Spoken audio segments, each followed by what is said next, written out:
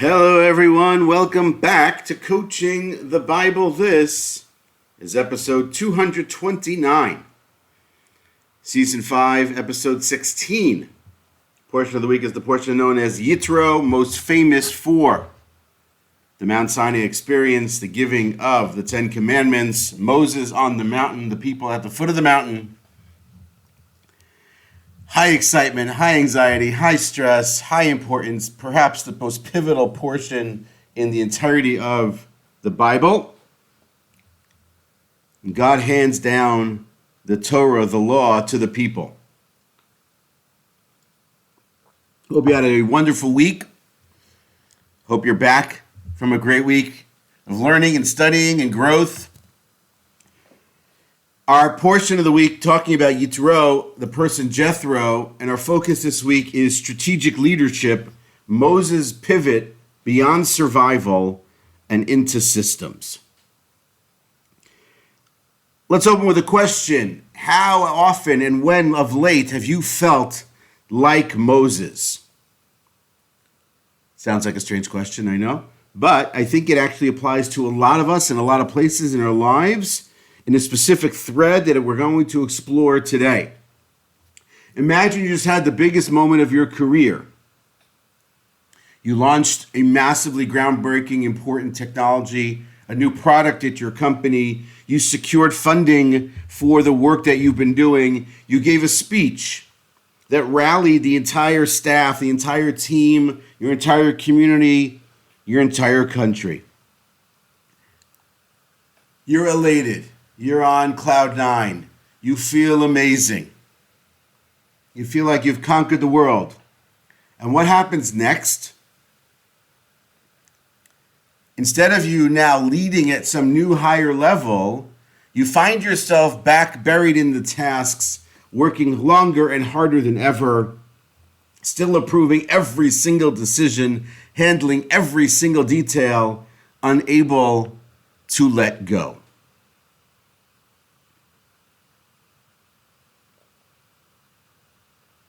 It's exactly what happens to Moses. He led the people in Egypt. He led the people out of Egypt. He led them through the plagues. He led them through miracles. He got them ready to go. He confronted Pharaoh. He stood at the edge of the sea. He split the sea. And he stood before God at Sinai. He walked into the cloud at Sinai. He took received, more accurately, the Ten Commandments from God. Now he finds himself handling every single dispute between family members, and adjudicating every single scenario.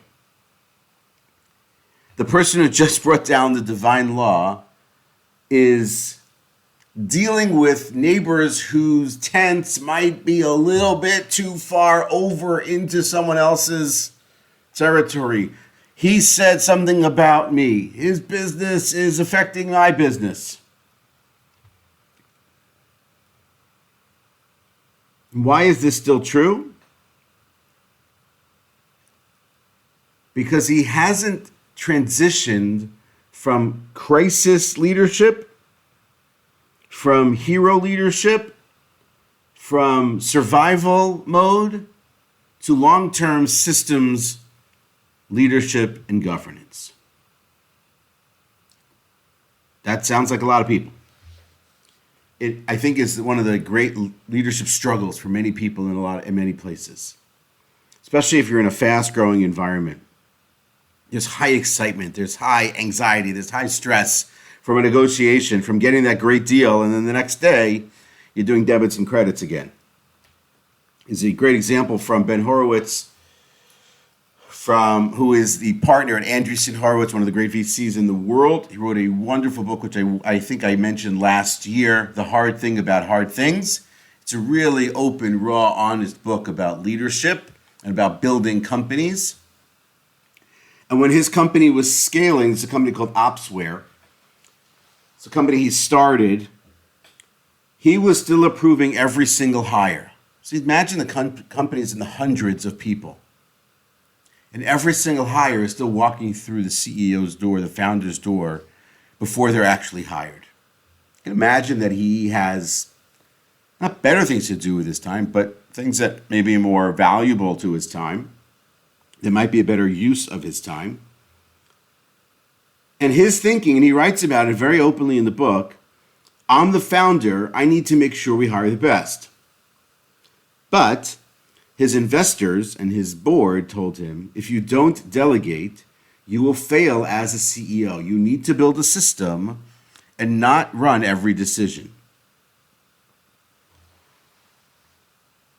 So that's true for so many people. You've had this major breakthrough, and now you're doing all the work yourself. You have struggled now to transition from the initial hands-on problem-solving, handling everything situation to building up some sort of a system, and now having a systems-built leadership structure.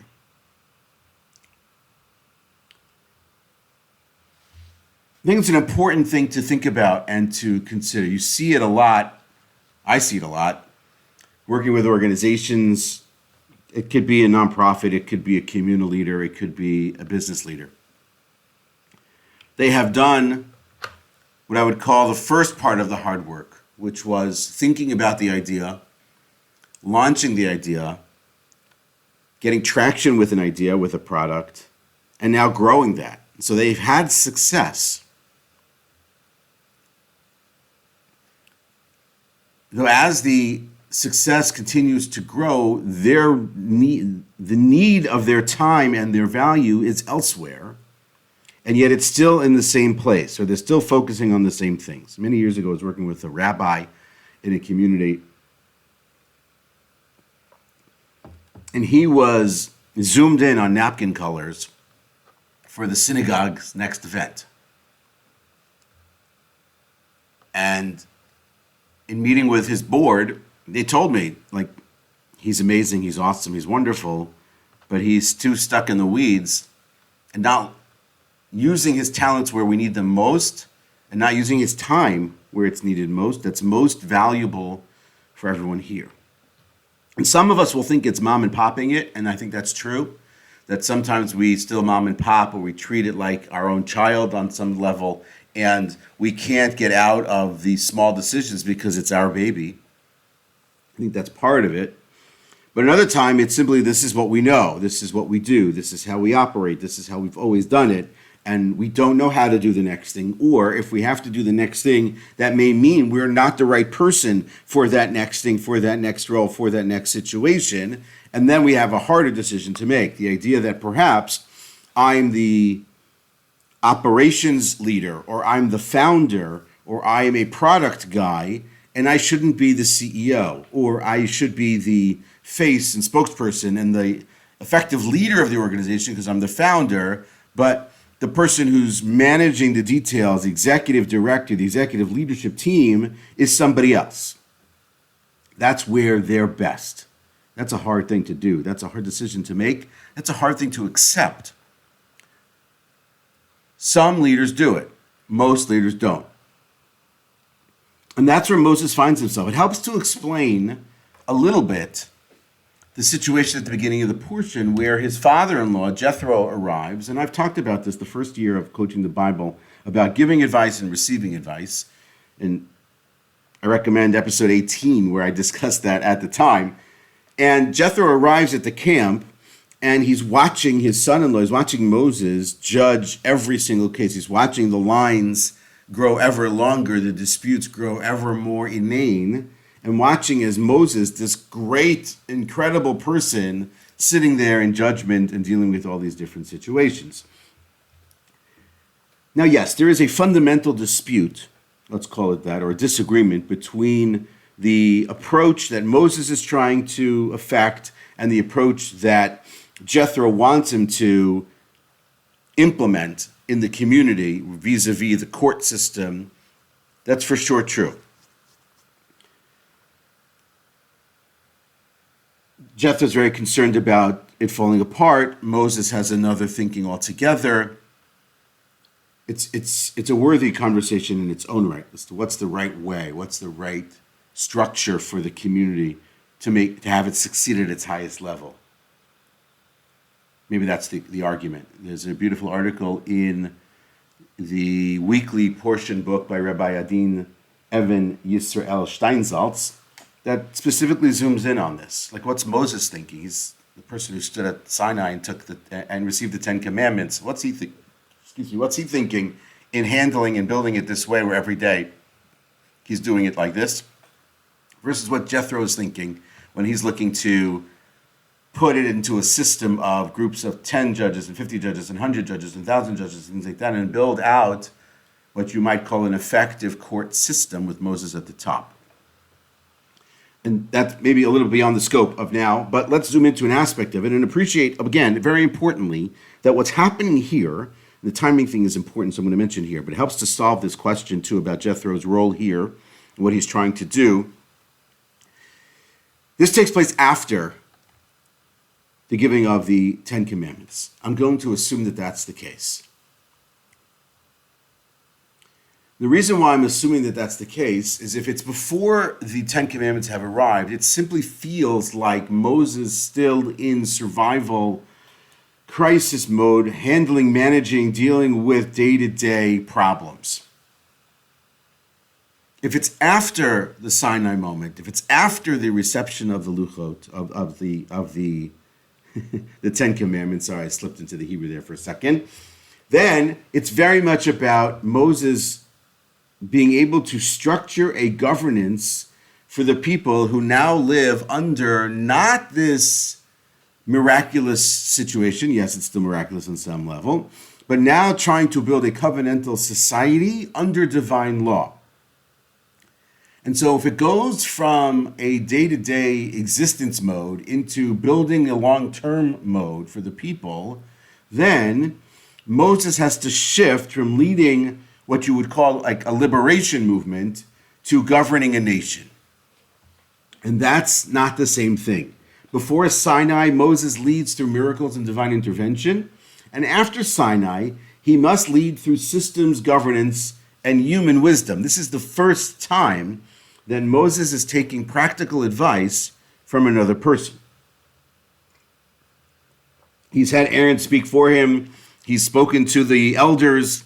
He certainly stood before Pharaoh.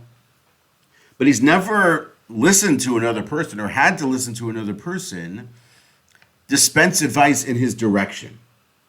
And so what happens then, if you look at it this way and appreciate the timing of it, that what Jethro is trying to do is not simply just to give him practical advice. This is advice for the people of Israel to function as a nation. Jethro has a wider national lens on, whereas Moses, it looks like, appears to focus in on the immediate object, moment, situation, circumstance, and those are not the same thing. And at this point, when it is that Jethro presents this to Moses, this is the decision-making moment here. This is the inflection point here. He is stuck in a type of leadership that is not going to last. You might call it reactive leadership. It's judging every situation by himself. It's being viewed as the only person who can judge these situations. It's like the Exodus is still happening over and over and over and over again, and he has to make every single decision by himself. It's exhausting, it's exasperating, and it's unsustainable. And now he has to decide, this is what I've been doing. This has worked. It certainly has worked. It's gotten us to this point. Can it continue to work? And so path number one is to keep leading like he's been leading, which is what you might call a reactive, crisis-driven, miracle-driven leadership, survival mode, where he effectively maintains full control and ensures some kind of a consistency and a regularity and habituation to a certain kind of approach, the result of which is the likely, in most cases for human beings, burnout, the system collapses under an inefficiency. Or you can shift to something that's maybe more proactive and maybe more structured, where he's delegating and building a scalable system for the people, which creates leadership depth, which allows for the possibility of sustainability. The danger, let's say, is that he has to give up some control. Or he has to have a situation where cases and scenarios and situations arrive for people, and he's not the one who's going to see them each and every time. They're not going to get to Moses every single time with their dispute. We have to learn how to live with that.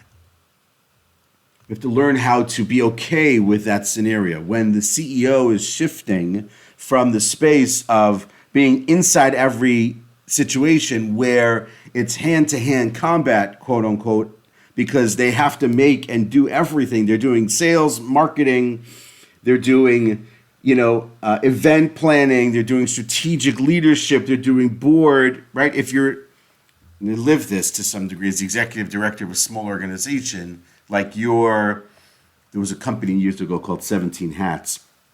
It was a CRM company that was built for executive directors. The idea at the time was, I think, a little bit ahead of its time, was that it helped you manage on the systems level everything that you were doing at the same time, which is super hard to do. And we used to talk about the idea that the executive director at a small organization does 200% of the work for 25% of the pay. And so it's a lot.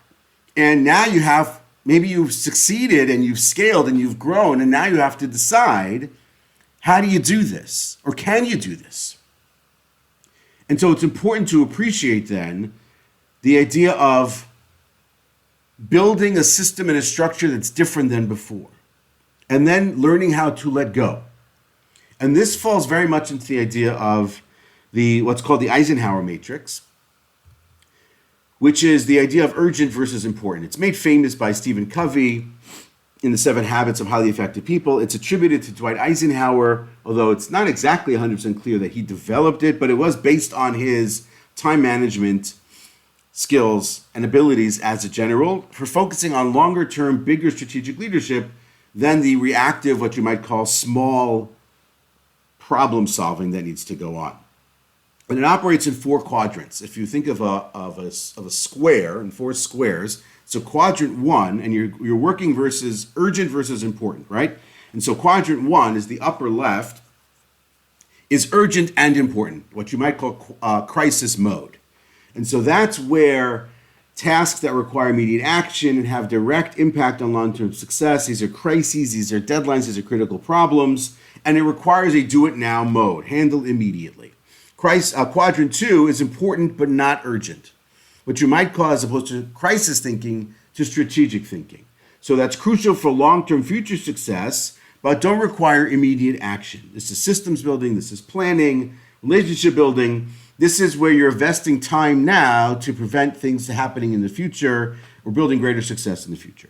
Quadrant 3, which, if you're thinking with me, is the bottom left. If you're driving, don't close your eyes while you're thinking about this, but it's the bottom left of the square, is urgent but not important. This is distractions and delegation space. Tasks that feel urgent but don't actually significantly contribute to long-term success. Interruptions, minor requests, unnecessary meetings, that's where you delegate. So if you think about what you're doing is you're progressing from, do I have to do it now? Can I schedule it? Can I delegate it? And quadrant 4 is the bottom right, is not urgent and not important. These are the time wasters and things you have to eliminate. And so when you think about it, applying to Moses, right, it very much applies to Moses, because now what's he supposed to do here, right? How's he supposed to think? So urgent and important is, for Moses, crisis mode is how he's been operating till now. Plagues, Exodus, Red Sea, immediate decision making. So what he has to do every single day is what he's been doing every single day. Quadrant 2, not important, not urgent, but important. The upper right, strategic thinking. This is where Jethro is sitting, designing a governance structure that's great and right for the people that's going to build the greatest and most important success. Quadrant 3 is the urgent but not important. Moses handling every dispute. No offense to the people whose dispute it was, but on some level you have to appreciate that maybe this isn't important at the moment, but it might be urgent at the moment. And those are the things that maybe Jethro was saying, delegate, delegate, delegate. Not important and not urgent is not something that Moses is involved in and not something that he's doing. And so now you have to think about, like, can I do this? Can I listen to Jethro? And can I implement a system where I am building greater longer-term governance, strategic sustainability for the people? appreciating to build out the covenant that doesn't require one leader but can sustain a leadership group that people can move into over the course of time and experience, scholarship, action, whatever it may be. And so Jethro doesn't say, hey, dude, you should just delegate. He tells him how. And the test for the leader isn't just knowing that he or she should delegate, but actually letting go and actually starting to build into quadrants 2 and quadrants 3, which is the ability to build for long-term success and longer-term planning and sustainability and scaling. That's the term that everyone loves to use. By learning how to delegate, by learning how to let go, by learning how to give people opportunities to lead and to step into leadership spaces and to fill the gaps that you need to create so that you can do the best thing for them. And so that question for you as a leader, are you holding on to tasks that someone else could do at a nearly 80, 90% level of effectiveness? And can you live with that? You have to be able to live with that. That's question 1. Question 2, would your organization survive if you stepped away for a month and decided to go on a trip? If it can't be true that your team or your company could survive without you, then perhaps you handle or hold on to too many of the crucial levers of power, and it's not sustainable either. Now, of course, for many small businesses and small community leaders, it's simply not an option to not handle those things. And maybe you're not in delegation mode. You're still in maybe quadrant 1, quadrant 2 mode as opposed to quadrant 2, quadrant 3 mode. And 3, are you handling or still making decisions that somebody else could be handling? Forget about just the tasks, but just the decision making. Letting go, giving people space, giving people agency, trusting that they know what to do, and even if they make a mistake, you still trust them as leaders. This is the delegation test for the leader. Then, after you've thought about those questions, think about your current list of responsibilities. Are they what you might call truly CEO level, leader level tasks? Strategic vision, long-term planning, things of that nature. And which one's keeping you effectively in mom and pop crisis mode, urgent, important crisis mode? And then the way to start to shift is to choose one of those things, not all of them, one of those major tasks, and delegate it for a month. Be crystal clear on the expectations, be crystal clear on the work that has to be done, then leave it for a month. Come back in a month, tell me if you missed it, tell me if the person succeeded in that role, and now you've learned to delegate. Imagine if over the course of 6 months, you gave up the responsibility for important decisions, but things that other people could do. And really here, what's important is that delegation in this space is not abandoning responsibility. It's really not abandoning responsibility. It's creating space for strategic leadership. And this is what Jethro is teaching Moses and showing Moses what to do. And then amazingly, Jethro leaves. But this is how we have to think about it here. We have to appreciate what's going on in the Bible in this moment. The Jewish people, the people of Israel, post the Ten Commandment moment, are building the covenantal society and must shift from crisis mode into national mode, into covenantal mode, into building that great society. But they cannot continue to build that great society if the structure of their community is still like it was before. And that's what's happening here. That's what Jethro is identifying. That's what he's pointing out to Moses. That's what he's teaching him. That's what he's setting up. And amazingly, Moses actually does it. When you look at the people of Israel as they progress through the desert, even into their crisis moments, consider the structure. It's 12 tribes. Each tribe has a leader. Then you have this group of judges. You have a group of elders. Moses is not alone, really ever, as a leader in the community after this point. You have the priests. You have Joshua. You have Aaron. You have all of these structures in place for leadership and governance.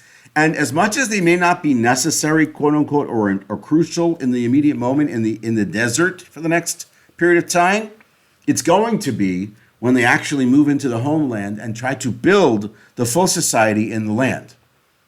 And so this is what Jethro is implementing. This is a long-term, very strategic approach. This allows for Moses to be the great leader Moses has to be, that the people want, that the people need, that we come to know, is very much built on the back of Jethro's recommendation.